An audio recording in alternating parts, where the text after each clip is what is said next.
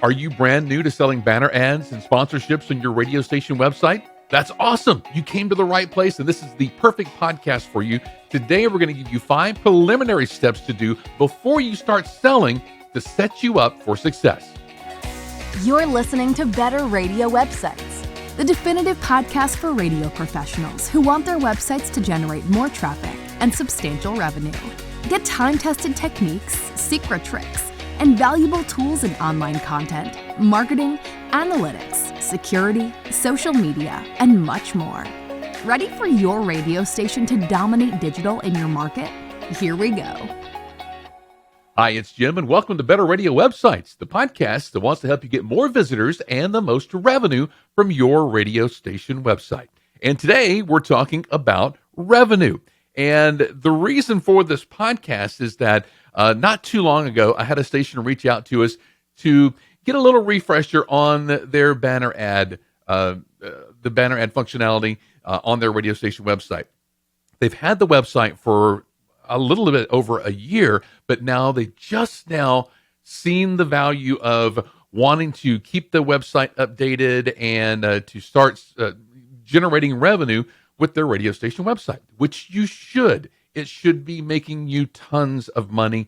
And if your radio station website is not, well, then I do hope that you lean in today, because if you can follow these steps, it's going to set you up for success. Because just because you have a radio station website doesn't mean that you have something to sell.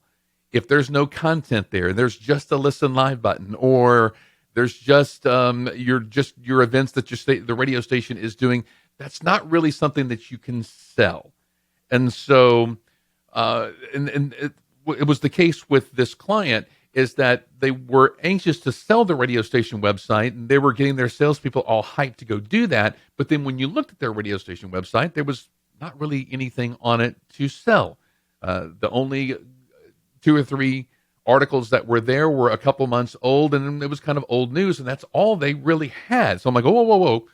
Let's do some preliminary things before you start sending your salespeople out there to start promoting the radio station website. And that's the list that I've come up with today. There's 5 key steps that's going to set you up for success. Things that you want to do before that you even go out there and start talking to clients about the radio station website and start, mentioning banner ads and sponsorships and stuff like that. All right. So why do you need these steps? Well, you really need this plan before you go out there, because really the salespeople you're going to send them out there saying, go and sell their website. They're going to be like, okay, I don't know what's on the website.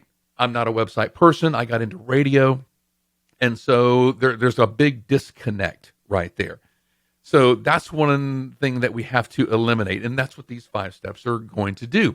It's also going to build advertiser and listener confidence in your platform, because if they have no confidence, that's going to be a really, really hard sell to get money from advertisers when they don't believe in your product. And they probably believe in your radio station because they listen to the radio station, they're active in the community, and you're active in the community.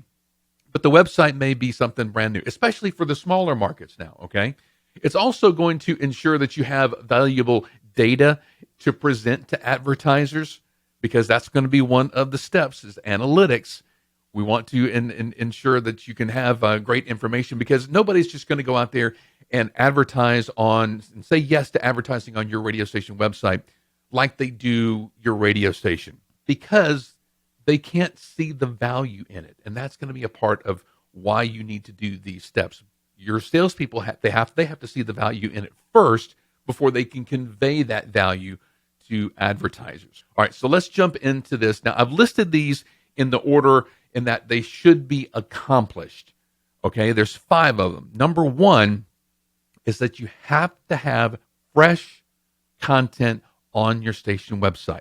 If you do not have content on your website, all you have is a listen live button, or maybe all you have is marketing material about your radio station. That's a really hard sell to get some advertiser to they're going to go to your website. Well, this is how cool the radio station is, and this is all that the radio station has to offer, they're looking at this website thinking, I mean, I don't understand where my ad is going to fit into all of this.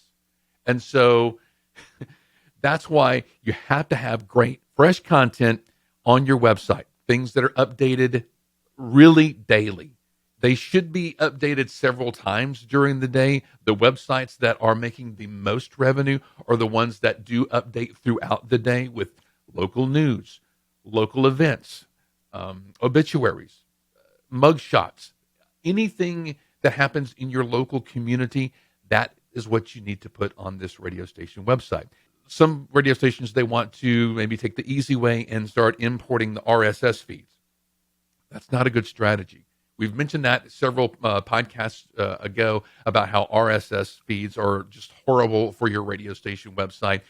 Yes, they are content that is totally hands-off, and you don't have to worry about updating the website every single day. The RSS updates it for you, but I go into detail about how the RSS feeds are content from external.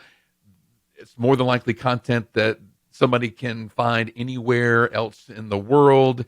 It's horrible for SEO because that content is everywhere else. It doesn't have anything to do with your local community, so it's not really as relevant. So if you can focus on local content for your radio station website, that is going to be the key. And have all kinds of different content on there. If you can do podcast, video, and then all that other events, the contest, everything else, then you're going to have something that you can really start to sell, because people will start to see the value in your station website. Your newsletter. I mean, all of this is kind of combined into that. If you have podcasts, then you have podcasts on there as well. I mean, that's one good thing that you can do is if you have a morning newscast every morning, or if you have 3 of them every morning, when the news person gets done on the air, they take that tape of the recording of that news and then throw it into the podcast. And then all of the subscribers on that podcast will have it delivered to their phone automatically. And then you can embed that on your radio station website along with the sponsor message. So now you've made that sponsor message a whole lot more valuable, and maybe even something that you can increase the price on. So that's what I'm saying. All of this great content can live on the website as well. Content is the top of this list. If you don't have content, then the rest of this list does not matter. You're going to have a very, very hard time selling your radio station website without fresh content that is updated. Really, it needs to be updated daily. Number 2 is to grow your audience. Promote this website as much as you can. Don't promote that you have a website as much as you can. Promote things on the website as much as you can. For example, don't just throughout the day and online at wxyz.com. It's got to be, and for the latest events that are happening this weekend, go to xyz.com, click on events, or obituaries, or anything like that. The stations that do the best with their website promote it all the time. It's just a part of their radio station ecosystem. They're not separate. Do not look at the website as something separate from the radio station. They are the same thing, just in 2 different places. I'm letting you get this information no matter where you are. So when you can think about the website like that, just your mindset around that, then you can see how the website and the radio station, they start to become one. One is not complete without the other. You have your on-air personalities be mentioning the website several times throughout the day. If you're all voice tracked, that's fine. Just tell your voice trackers to check the website, every couple of hours and mention specific things to go check out, specific news stories, specific events, specific contests, that sort of thing. Number 3, check the analytics. As you start adding this great content and then you start promoting it well, then look at the analytics and start seeing, okay, what kind of content works best for our audience? Is it obituaries? Is it mugshots? Is it local events? Is it local sports? Is it the sports scores? What is it? And then try to do more of that kind of content in order to increase those numbers. Because like ratings, small markets are not used to having ratings. And so we get that. But online analytics is like ratings, and the smart advertiser is going to ask, okay, how many page views does this website get? How many unique visitors did you have last month? What are the most popular pages on your radio station website? Those are questions that your salespeople are going to be asked. And so analytics is going to give them that information. And so when right before they go into the advertiser to sell this, a spot on the website, they need to have the analytics to show how many people are coming, how many people came last month versus the month prior. And so this is probably what we can expect a little bit more this month, so your ad needs to be in front of them. Okay, that's a whole lot easier sell. I'm not a salesperson. I can't sell you a coat in Alaska. But if you have great data to go along with your sales pitch, then it's going to be something that the advertiser really can't say no to. So you need to have analytics set up on your website, and you need to be tracking that data over time. All right, number 4 is to have a digital inventory list. Now, we've mentioned this several times in the past.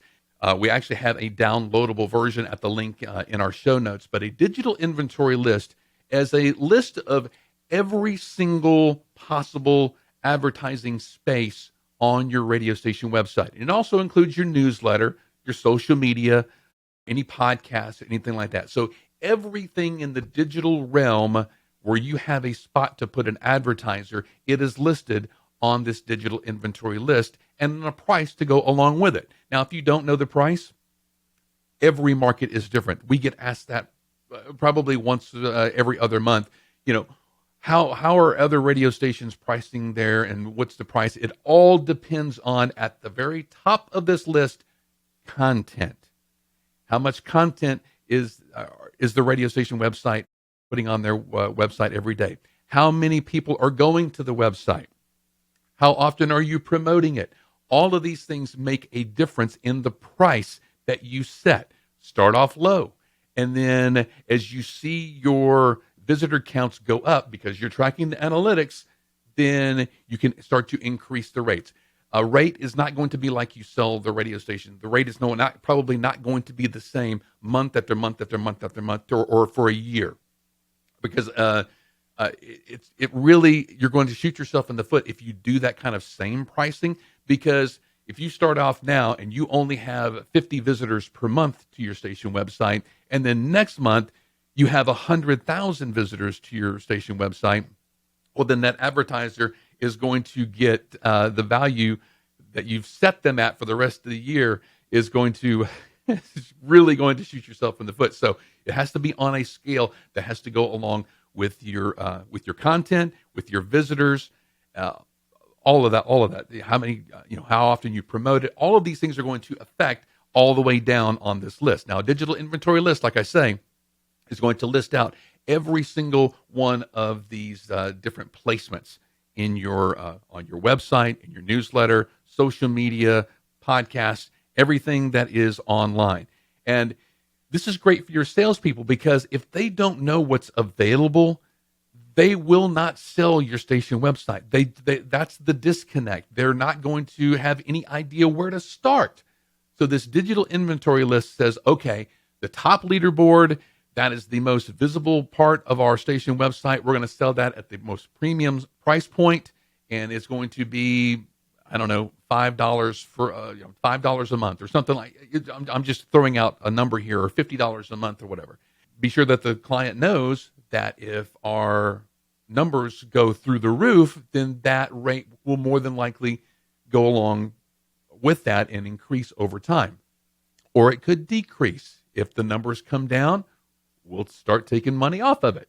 I don't know. I'm not, like I say, I'm not a salesperson, so the numbers and stuff like that, I really can't give you any kind of an educational thought on. But that is one thing that's available to you, and you can sell cost per thousand. So you can say, okay, look, we're going to give you this position on the website for the rest of the year. But once you reach a certain number of impressions, then we're going to cut you off. So let's say the sponsorship is a sidebar ad, and we're going to put you on there for like the next 3 months. The price is going to be $100. But once you reach 100,000 visitors, 100,000 page views or impressions of your ad, then it's going to shut off. That may happen tomorrow, or it may happen that may happen 3 months from now, or we may not hit that, or we may try to extend it. And so that's what the digital inventory list is for. It's just to let salespeople know where they have availability to sell. That's that's no different than telling them you have 4 spots per break, 3 breaks per hour on your station website. That you're just letting them know what they have available to sell, like weather sponsorships and news sponsorships and weekend programming and stuff like that. They just know what to sell. And then the final, number 5 on our list, is to train your salespeople about the digital inventory list, about how analytics work. They need to be trained on the digital metrics and terminology, like cost per thousand. Cost per thousand is their rate per cost per thousand impressions, or is it by clicks?